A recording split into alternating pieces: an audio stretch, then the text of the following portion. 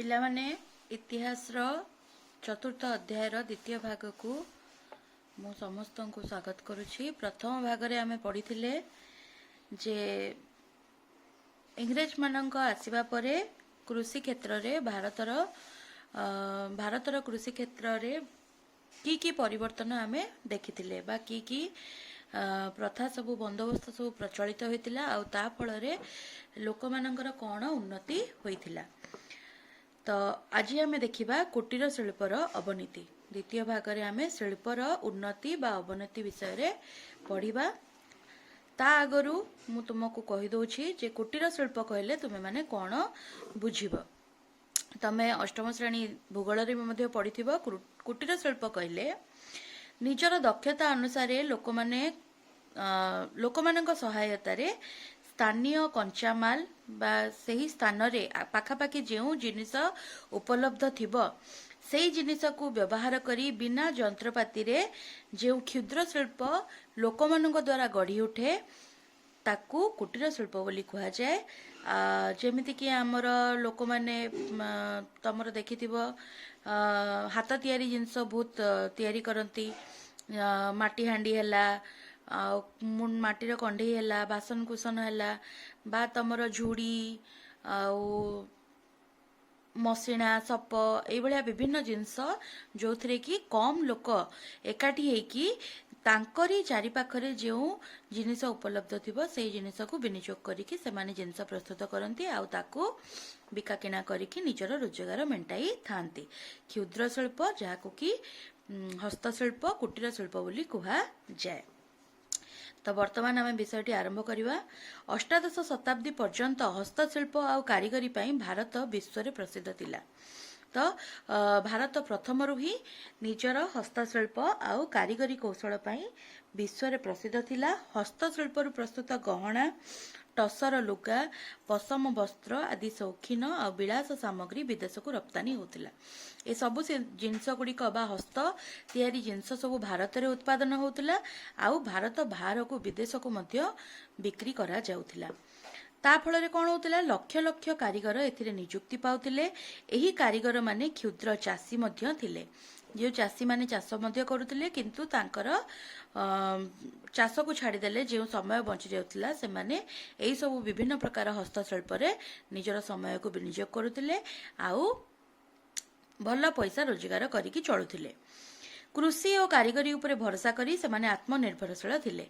कृषि रु मध्य सेमाने रोजगार करुथिले आउ कारीगरी शिल्प रु मध्य सेमाने बेस भल रोजगार करुथिले आत्मनिर्भरशील थिले। तो यही सबू जो हस्तशिल्प बा कुटीर शिल्पर उन्नति को जगार स्थान आरंभ होइतिला बा को जगार देखा मिले गोवा सूरत ढाका वाराणसी चित्तागंज लाहौर यही सबू सहर गुड़िक सेतबेले हस्तशिल्पर मुख्य केन्द्र पालटी थिला। तापर धीरे धीरे ऊनविंश शताब्दी रे इंग्लैंड रे शिल्प विप्लव आरंभ हैला। माने इंग्लैंड रे जेतबेले शिल्प रे विभिन्न उन्नति आरंभ हैला सेतबेले भारत को कल तैयारी लुगा आ अन्यान्य मेसिन प्रस्तुति विदेशी सामग्री सस्ता रे किनिबा को मिलिला। माने इंग्लैंड देश रे विभिन्न प्रकार जिनस तैयारी होतिला जेमति कि तमर कल तैयारी लुगा भारत रे लोक माने हाथ तैयारी लुगा पिंधुतिले। तो इंग्लैंड रे जेतबेले कल रे तैयारी लुगा प्रस्तुत होइकी भारत रे बिक्री हबा को आसिला सेतबेले कोन हला सेगुडिक कम दाम रे भी पंथ्य मिलिला आ भारतीय माने जेहेतु अल्प पैसा रे से भल जिनस पाइले तो से माने भी उत्पादन छाड़िकी जिनिस को क्रय करिकी व्यवहार करबा को आरंभ कले। निज शिल्पर विकास पाई इंग्रेज सरकार मध्य विदेशी सामग्री आमदानी उपरे वाणिज्य शुल्क छाड़ करदेले। जो इंग्लैंड देशरू जिनिस आनिकी भारत में बिक्री करबा पई जो कर देबाकू पड़ुथिला बा वाणिज्य शुल्क देबाकू पड़ुथिला ताकू मध्य इंग्रेज सरकार छाड़ करदेले। फलरे बाहर देशर जिनिस भारत में बिकिबा फलरे इंग्रेज माने मध्य लाभवान होइतिले।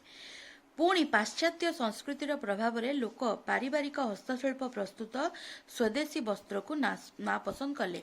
माने जेतबेले भारत बाहरु विदेशरू भल भल जिनस आसिकी आम देश रे उपलब्ध हैला लोक माने ताकू बिना किछि परिश्रम रे व्यवहार करबा को सक्षम हेले सेतबेले आउ आम देश रे जो पारंपरिक जिनस बा हस्त तैयारी जिनस प्रस्तुत होतिला ताकू आउ लोक ପସନ୍ଦ କଲେ ନାହିଁ, ନାପସନ୍ଦ କଲେ।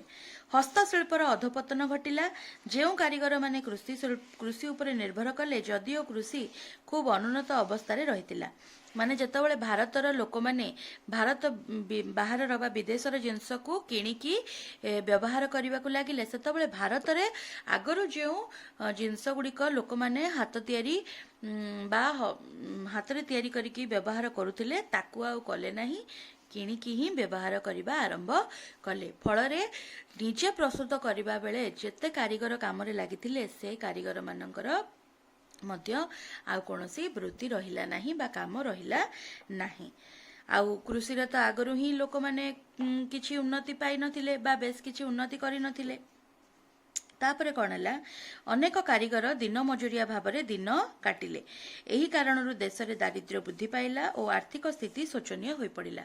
ଯେହେତୁ ଲୋକମାନେ ଆଉ ନିଜ ରୋଜଗାରର ପନ୍ଥା ପାଇଲେ ନାହିଁ ବା ଦେଶରେ ନିଜର ଜିନିଷକୁ ପ୍ରସ୍ତୁତ କଲେ ନାହିଁ, ଫଳରେ ଲୋକମାନେ ମଧ୍ୟ ନିଜର ବେଉସା ବା ବୃତ୍ତି ହରାଇଲେ। ଆଉ ରୋଜଗାର କ୍ଷମ ନ ହୋଇପାରିବା ଫଳରେ ଦେଶର ଆର୍ଥିକ ସ୍ଥିତି ମଧ୍ୟ ଶୋଚନୀୟ ହୋଇପଡ଼ିଲା।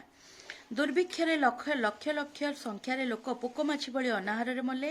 ଏହା ପଛରେ ବଡ଼ କାରଣ ଥିଲା ଦାରିଦ୍ର୍ୟ। ଲୋକମାନେ କାମ କରିବାର ସୁବିଧା ପାଇଲେନି, ରୋଜଗାର କରିବାର ପନ୍ଥା ପାଇଲେନି।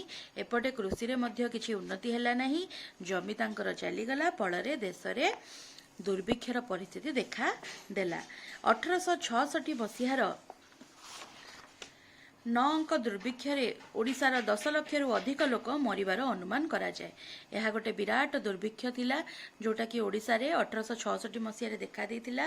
ପୁରୀର ରାଜା ଦିବ୍ୟସିଂହ ଦେବଙ୍କ ରାଜତ୍ୱର 9ମ ଅଙ୍କରେ ଦେଖାଦେଇଥିବାରୁ ଏହାକୁ 1866 ମସିହାର 9 ଅଙ୍କ ଦୁର୍ଭିକ୍ଷ ବୋଲି କୁହାଯାଏ। ତାହା ଥିଲା ଓଡ଼ିଶାର ସବୁଠାରୁ ବଡ଼ ଦୁର୍ଭିକ୍ଷ, ଯୋଉଠିକି ଲକ୍ଷ ଲକ୍ଷ ଲୋକ ଖାଇବାକୁ ନ ପାଇ ଅନାହାରରେ ମୃତ୍ୟୁବରଣ କରିଥିଲେ।